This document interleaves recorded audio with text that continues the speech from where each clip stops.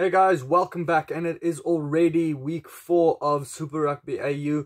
This week is a big game with the Force versus the Rebels. It is a tough one to call, let me tell you that, especially if you go to the teams. It is being played at HBF Park in Perth. It's going to be overcast clouds as far as the weather goes. If you do look at the teams' winning streak so far, the Force, 1 loss, 1 win. Last week they beat the Waratahs by 4 points, so getting their first victory there would really spur them on to get another one. The Rebels, though, they are 2 losses from 2 games. They lost to the Reds by 2 points and then the Brumbies by 3 points. So they've been very, very close to a win as well. You have to think that they are very close to getting their first win as well. So stuff like that you really need to take into account when thinking about this game. Before I get into the teams, remember to hit the subscribe button if you do like the channel and want to follow it. Let's look at what the squads look like.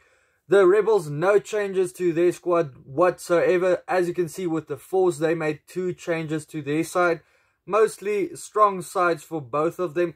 The front row for both are Faumasili. He luckily didn't get too injured from that head knock he suffered last week. Hansen continues at the number 2 for the Rebels as well. And then Ialof, who's been playing quite well so far, especially in that last 10 minutes he played for the Rebels. You just didn't want him to go off last week, having a couple of runs with the ball. He's continuing in the front row. Robertson, who's been great since moving to the Force, getting more starts with them as well. Medrano, also in good form, the Argentinian. And then Kaitu'u in the number 2 position, still prone to getting 1 or 2 overthrows in a game. Then we get to the second row. Thrush versus Haylett Petty. A good battle over there. Thrush has been in good form. Not as good as we saw him last year. Haylett Petty got back from his injury last weekend. Not too much from him, but his partner Hosea, he had a good weekend. Still a youngster, putting his hand up to be called up to the Wallabies again. I don't think he has got the game for them so far, so really putting his hand up. Macaulay comes into the number 5 jersey with Lee Warner shifting to number 6. I'm not sure why Anstey is not playing. I couldn't find it on the comments on any page as well. So let me know if he is injured. But yeah, he played brilliantly last week, Anstey. Probably the player of the match for them. So without him, Lee Warner has a big role to play. But luckily, he is a similar type of player. He does play a similar role at number 6 as well. I do like him at flanker a little bit more as well. Kameni goes up against him at number 6. Then Hardwick and Koteka is going to have a battle at breakdown time. Wells at number 8 versus Stander. Wells still finding his form. Stander was in brilliant form last week. Then we have Kubali at number 9 retaining his position over the actual captain of the side Pryor. That's why Stander retains the captaincy, because Kubali was in brilliant form. When Pryor came on, let's face it, the Force kind of lost it a little bit. They were a bit slower. There were a couple of poor decisions as a captain, to be honest, when they had to go to line or had to go to poles.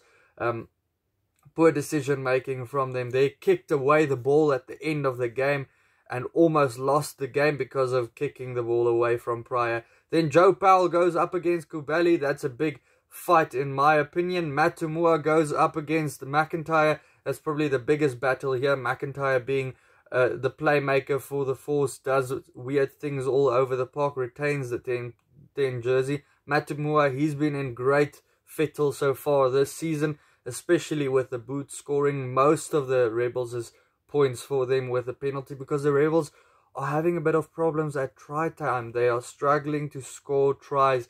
Really not how you remember the Rebels. They always score a lot of tries, not really penalties actually, but this year around relying heavily on the boot of Tamua. If he had to go down injured or something like that, it would spell problems for them. Then we get to number 12. Well, Hodge could be kicking for them as well. Number 12, Hodge versus Kahui. Big battle in my opinion as well, because Hodge, we know what he can do with those long range kicks. That is the thing that the Rebels have that the Force don't have.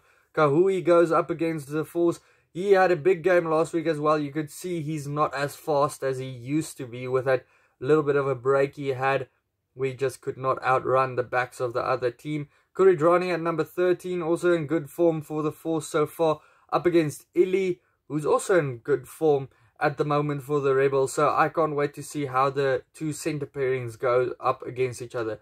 Brachi comes in at number 11 in the place of Pulu. That's the second change for the Force and the only change, the two only changes they do have in their team. Ralston at number 14, not in the form he was last year this time where he scored a lot of tries. Betty not getting over the try line, but he is really doing his thing when it comes to work rate, finding the ball all over the park, doing his thing, running into opposition. Anderson playing a good role so far for the Rebels. Pincus at number 15, prone to a couple of mistakes with the ball in hand, kicks on the full out sometimes as well. Rob Carney, Mr. Reliable, as I say every week.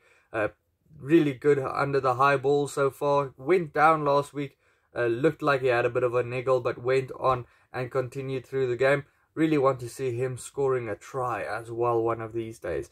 Then we get to the benches. There's only a couple of changes for the benches as well. Rebels, still no changes there either. So really continuing with their team of last week. Jack Winchester, a young prodigy in Australia, coming through in this week. Tamani coming into the team as well. He's a Wallaby that comes straight after signing a contract, comes straight into this team. Lozana joins him. And that front row, Wagner and Holmes, they are also guys that can really improve the Force when they do come on. Like I said earlier, Pryor did kind of change things when he came on last week. Not for the better. He had made poor decisions as a captain. Taefu, he's on the bench as well. Like for like replacement in the centres. You want a bigger guy coming on for a guy like Kahui. Like I said, he looked a bit more tired at the end of the game there. So you want a guy to replace him. And then Jack McGregor getting his first game for the season.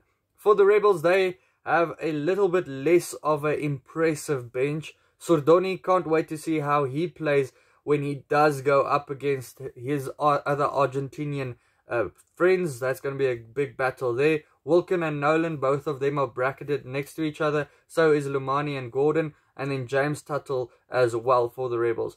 Guys, it's so difficult to call this one. The Rebels, they really look like they are going to get their first win soon. Just need to start scoring tries. The Force, they are at home in this week. They also got their first victory last week. So that could do wonders for a team's confidence. So they could actually wind up winning more games from that first win. The Rebels, next week is their first game. They are at home again. That could also give them some confidence, make them happy to return home. But a lot of times with teams having that last tour game, they do end up losing it. It's such a difficult one to call. I'll go with a home team, the Force, to win it by 2 points. But really, it can go either way. Let me know your prediction down in the comments below. Also, check out these videos next to me. Hit the subscribe button if you do like my videos. And then I'll see you for the next one. Cheers.